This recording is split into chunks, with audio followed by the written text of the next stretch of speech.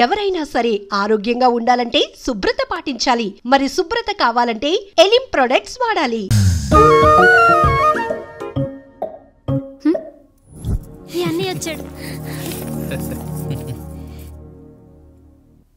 పిల్లల గదిలోకి వెళ్ళారా? వెళ్ళారండి. మీరెంత ఏంటి ఇంత రాత్రి అయినా ఇంకా పడుకోలేదా? మీరు లేనిది ఎప్పుడైనా పడుకున్నామా అన్నయ్య? అందరం కలిసే కదా పడుకునేది మావయ్య. సరే సరే, అందరం పెద్దోడి గదిలో పడుకుందాం. ఈ రోజు వాడి శోభనం కదా, అసలే కొత్త. పక్కనుంటే ధైర్యంగా ఉంటుంది. పక్క నుండి దగ్గరుండి జరిపిద్దాం. పదండి.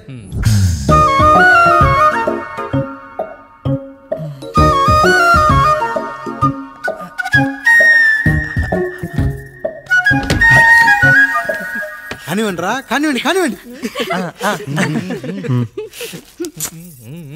మీరేం మావయ్య ఇక్కడ పడుకుంటున్నారు? అదేంటమ్మా పెద్దోడా, చెప్పలేదా? మేమంతా కలిసే పడుకుంటామమ్మా. నువ్వు మాతో పాటే. అవును భార్గవి. మీరు ఊరుకోండి. మీరు ఇక్కడ పడుకోవడం నాకు ఇష్టం లేదు మావయ్య.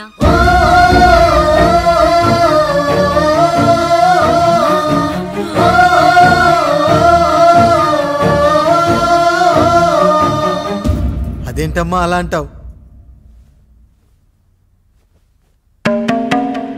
ఎన్నో చూసాం, ఎన్నో చేశాం. దుక్కి దున్ని కోత కోయకుండానే ఈ విత్తనాలన్నీ మొలకొచ్చాయంటావా తల్లి? అవన్నీ నాకు తెలియదు మావయ్య. మర్యాదగా బయటికి వెళ్ళండి.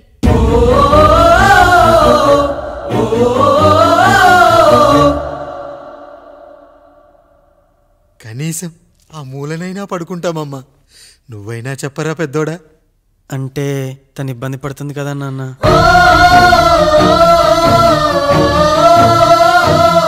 నువ్వు కూడా ఏంట్రా, పిల్లలేదో ఆశపడుతున్నారమ్మా. ఒక్కసారి ఆలోచించమ్మా. మావయ్య మీరు బయటికి వెళ్తే మేము తలుపులేస్తాం.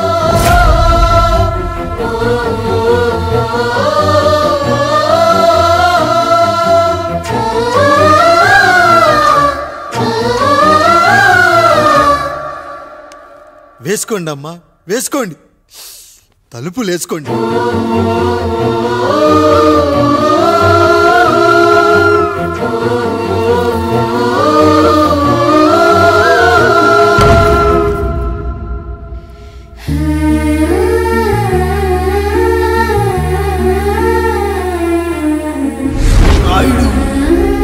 బిడ్డలు జాగ్రత్త.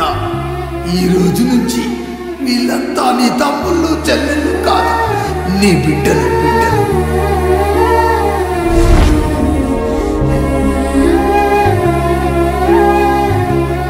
జానకి, ఏమండి?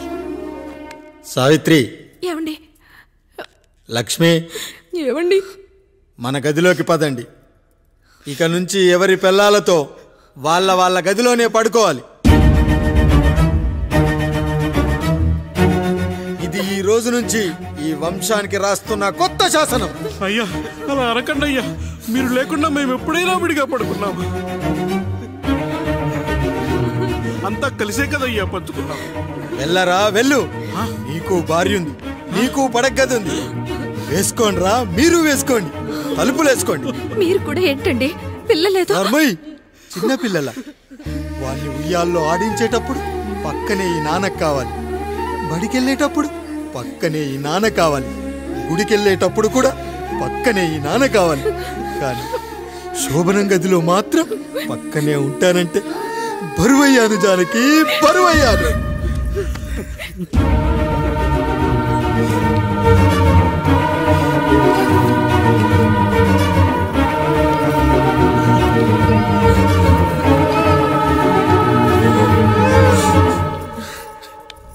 ఏంటండి ఇంకా అదే ఆలోచిస్తున్నారా? ఎలా మర్చిపోగలను లక్ష్మి? జరిగిందేదో జరిగిపోయింది. మీరు బాధపడకండి. ఎంత మాట అన్నాడో చూసావా? నా భార్య ఇబ్బంది పడుతుంది, బయటికెళ్ళండి నాన్న అన్నాడు. వాణ్ణి ఎలా పెంచాను?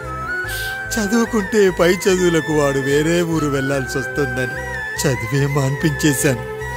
జ్వరం వస్తే ఆ మాత్రలు చేదుగా ఉంటాయని నేనే మింగాను. నోరు తెరిచి అమ్మ కావాలన్నప్పుడల్లా ఎంతమంది అమ్మల్ని ఇచ్చాను. నాన్న అన్న ప్రతిసారి నాన్నల్ని ఇవ్వలేకపోయానని వాడికి నా మీద కోపమో ఏమో జానకి. నిజమేనండి, మనమంతా ఇలా లేమే. మన కుటుంబానికి దిష్టి తగిలింది. మా నాన్న మరణంతో ఆస్తిపోయి తమ్ముళ్ళతో నడి రోడ్డున పడ్డప్పుడు ఇలాంటి కష్టాన్ని మొదటిసారి అనుభవించాను. అయ్యా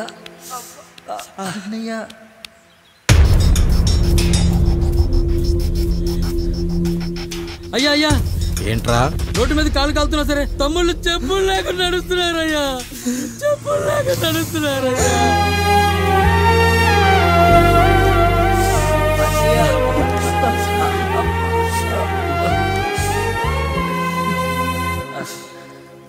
చెప్పులు లేకుండా నడుస్తుంటే కాళ్ళు కాలుతున్నాయట్రా.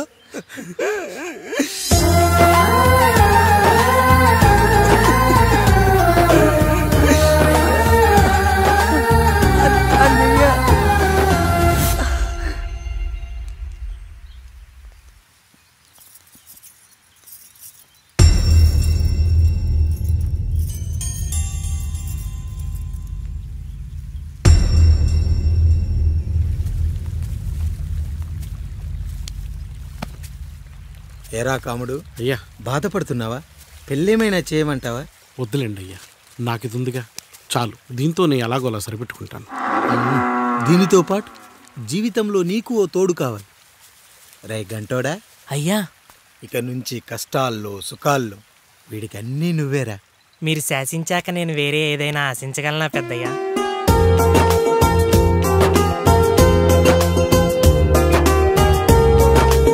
నీ గురించి కాదురా, మీ అక్కది చాలా గొప్ప మంచి మనసుని విన్నాను. ఈ కాముడికి ఆ రాముడి గుళ్ళో పెళ్లి చెయ్యి. అయ్యా, దాన్ని పెళ్లి చేసుకుంటే దాని భర్త చనిపోతాడని జాతకంలో ఉందయ్యా.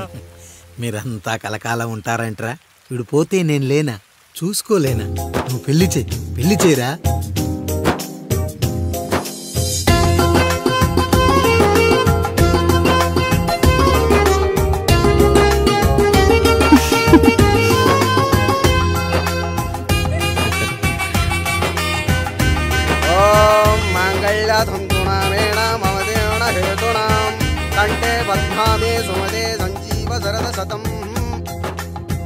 అయ్యా, ఏంట్రా? మీ చేత్తో నాకు దొంగగా జీవితాన్ని ఇచ్చారు, ఇప్పుడు ఒక భర్తగా భార్యనిచ్చారు. అదే బంగారు చేత్తో ఒక్క ముడివేసి పెట్టండి అయ్యా, మీ నీడను మేము చల్లగా ఉంటాం. రెట్టలకు పిట్టై లోలోనే దాచే అందం, మట్టలకు చెట్టై పట్టుంచే సంబంధం, చుట్టలకు పిట్టై దాచుంచే ఓ సుమగంధం, గట్టుపై తొట్టై నీరిచ్చే అనుబంధం, సిగలో చుండ్రల్లే లోతైనది బంధం, దులిపే బలమున్నా అది రాలిపోని నేటి సంబంధం. ఏంటి బుజ్జి, ఏమైంది? పండు, నీకు పెళ్లి చేసిన మరుక్షణం నీ భర్త చనిపోతాడని జాతకంలో ఉంటే ఆయన నన్ను నీకిచ్చి పెళ్లి చేశారు. నేను పోతే నా భార్య పరిస్థితి ఏంటయ్యా అని అడిగితే నేను లేనారా అన్నారు. ఆయన చేసిన త్యాగం మామూలు త్యాగం కాదు. ఒకవేళ పొరపాటున నాకేమైనా జరిగితే? అయ్యయ్యో, అంత మాట అనకండి. మీరు వేరే చెప్పాలా?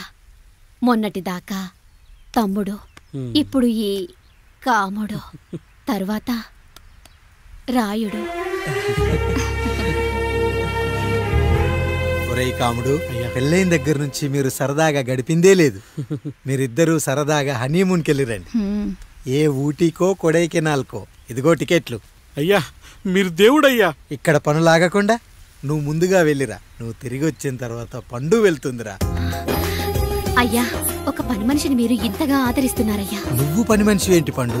నీలాంటి స్త్రీమూర్తిని ప్రతి మగాడు అమ్మలా చూసుకోవాలి. ఇక నుంచి నా బిడ్డలు నిన్ను అమ్మా అని పిలుస్తారు, అమ్మలా చూసుకుంటారు. ఏమంటావు జానకి? రెట్టలకు పిట్టై లోలోనే దాచే అందం, మట్టలకు చెట్టై పట్టుంచే సంబంధం, చుట్టలకు పిట్టై దాచుంచే ఓ సుమగంధం, బాధగా ఉంటుంది, అన్నకి ఇంకెంత బాధగా ఉంటుంది. సిగలో చుండ్రల్లే బాధ నా బాధ కాదట్రా. దులిపే బలమున్నా అది రాలిపోని నేటి సంబంధం.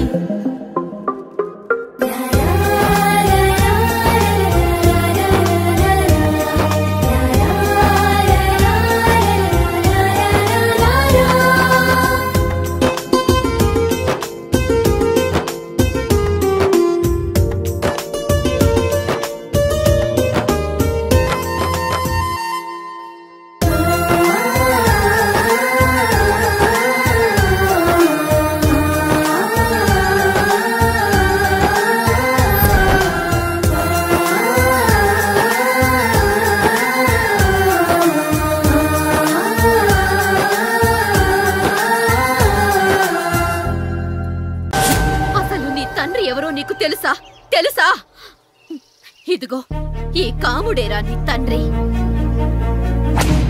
గేదె నల్లగా ఉన్నంత మాత్రాన పాలు తెల్లగా ఎలా ఉన్నాయనే కదరా నీ ప్రశ్న. దానికి సమాధానం చెప్పాలంటే ఒక వర్షం కురిసిన రాత్రి నేను 9వ నెల బాలింతగా ఉన్నప్పుడు. పండు పండు ఇదిగో. ఏమిటండి ఇది? నిద్రలేస్తే నేను, బయటికెళ్తే గంటోడు, పక్కకెళ్తే పాలేరు, ఎప్పుడూ తిరిగే తాయారు. రోజు మమ్మల్ని చూసి చూసి బిడ్డ కూడా చిట్టుమొహం వేసుకుని పుడతాడేమో అని భయంగా ఉంది. కడుపులో ఉన్నప్పుడు మనం ఎవరి మొహాలైతే చూస్తామో అచ్చం వారి పోలికలతోనే పుడతారంటారు. పొరపాటున నా పోలికలతో పుడితే? అదేంటి కాముడు, నీకేం తక్కువ? జుట్టు ఉండాల్సిన చోట లేకుండా అవసరం లేని చోట విపరీతంగా పెరిగిపోతుంది. మనకు పుట్టబోయే బిడ్డ గొప్ప అందగాడై ఉండాలి. ఇదిగో రోజు ఈ దేవుడి ఫోటోలు చూడు, వాళ్ళలాగే అందంగా పుడతాడు. కడుపుతో ఉన్నప్పుడు ఎవరి ఫోటో చూస్తే ఆ పోలికలతో బిడ్డ పుడతాడా? కనిపించని దేవుడి పోలికలు నా బిడ్డకెందుకు? ఈ ఊరికి దేవుడు రాయుడు. నా బిడ్డ ఆయనలాగే పుట్టాలి, ఆయనలాగే పుట్టాలి.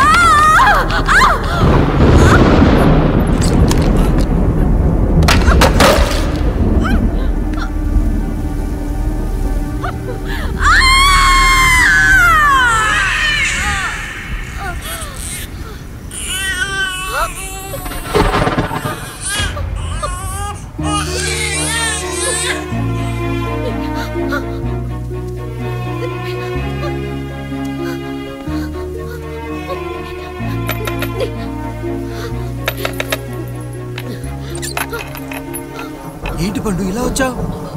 అయ్యా, తప్పు జరిగిపోయింది పెద్దయ్యా. ఏం జరిగింది? అసలే నువ్వు ఒట్టి మనిషి కూడా కాదు. ఒక్కసారి ఇటు చూడండి అయ్యా.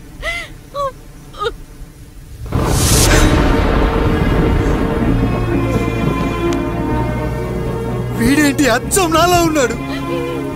అసలేంటి, ఎందుకు ఇలా జరిగింది?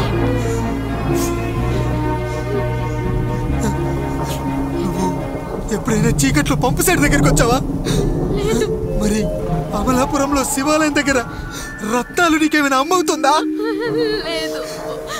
పిఠాపురంలో పద్మ, రామాపురంలో లక్ష్మి, కాకినాడలో సుజాత.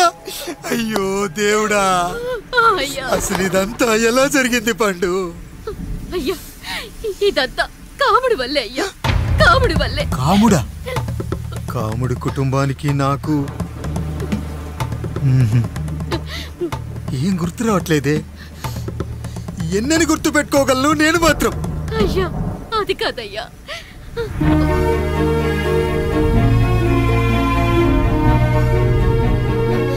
అలా రోజు మీ ఫోటో చూసి చూసి అచ్చం మీలాగే పుట్టాడు. అయ్యో, నా పోలికతో బిడ్డ కావాలనుకోవడం ఏంటి పండు? నువ్విలా చేయడం ఏంటి పండు? పోలికల కోసం ఫోటోలు ఎందుకు చూసావు పండు? అందుకే కదయ్యా ముందు ఆ డైలాగ్ చెప్పాను, తప్పు జరిగిందని. ఇప్పుడు ఏం చెయ్యాలయ్యా? స్వచ్ఛమైన మన ప్రేమను ఈ పాడులోకం అర్థం చేసుకోదు. కనీసం మీ ఇద్దరి జీవితం బాగున్నా ఆనందపడేవాడి. వీణ్ణి ఇక్కడ ఉంచొద్దు పండు, బయటికి పంపించు. బయటికి పంపించి బాగా చదివించు, గొప్పవాణ్ణి చెయ్యి. వీడికి అయ్యే ఖర్చంతా నేనే భరిస్తా. అవసరమైతే ఆ డబ్బు కాముడి జీతంలో కట్ చేద్దాం. అయ్యా వెళ్లే ముందు వీడికొక పేరు పెట్టండి అయ్యా. వీడు ఇంకో రాయుడు, అంటే ఇంగ్లీష్లో అండ్ రాయుడు అండ్ రాయుడు.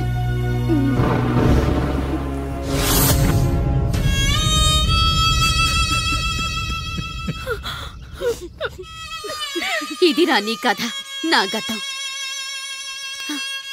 నిన్ను చదివించడం కోసం ఆయన మీ నాన్న జీతంలోంచి నెలకి 3000, 4000 కోసేసిచ్చేవారు. అప్పుడు ఆయన పడిన బాధ పగవాడు కూడా పడకూడదు. చూసావారా, దేవుడు లాంటి పెద్దయ్యని అనవసరంగా అనుమానించడం ఎంత పెద్ద తప్పు చేసావో అర్థమైందా? ఒకడు నిమ్మకాయ పెట్టి పసుపు వేసి ఉప్పు కలిపి పులిహోర చేయొచ్చు, కానీ ఆ పులిహోర ఎప్పటికీ దేవుడి ప్రసాదం. నువ్వు ఆ దేవుడి ప్రసాదం. ఇక ఆయనే మీ నాన్న. చూసావా అమ్మా, ఈ రోజు నుంచి నాకు 3 అమ్మలు 2 నాన్నలు. నీకు మాత్రం ఒక్కడే భర్త, నాన్నకు మాత్రం ఒక్కటే భార్య. మా నాయనే. అయ్యా, బిడ్డను ఒక్కసారి ఎత్తుకొని తిప్పండి అయ్యా. బాబు, నాన్నా,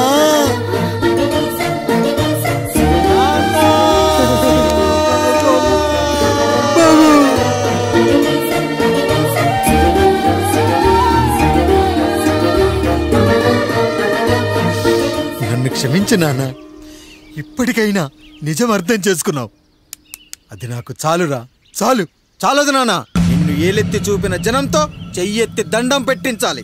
అన్నయ్య కంటే ఆస్తి ముఖ్యమనుకున్న మన కుటుంబానికి గుణపాఠం నేర్పించాలి. ఇక నాకు వదిలే నాన్న, నేను చూసుకుంటా.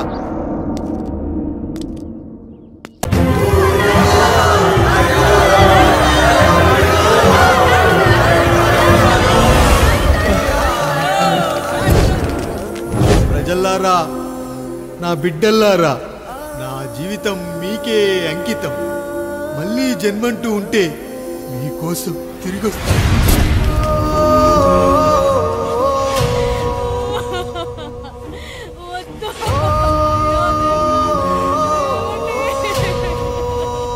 వద్దయ్యా, వద్దు, వద్దయ్యా, వద్దయ్యా.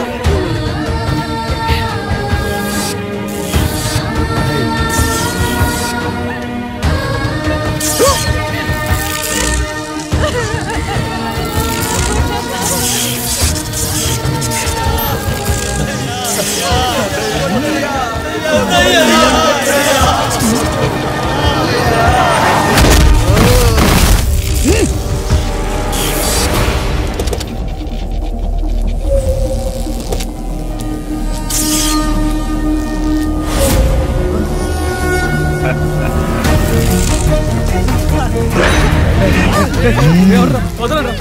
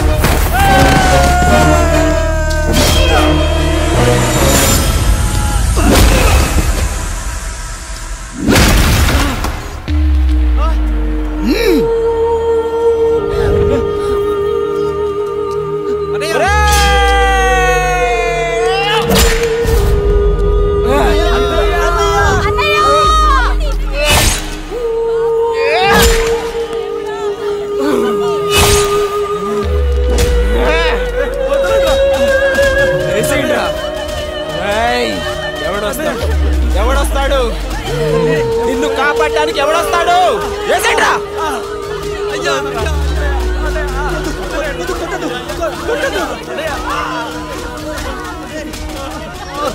కష్టం వస్తే ఒక్కసారి నాన్న అని పిలవరా, ఆ సమాధిలోంచైనా లేచొస్తా.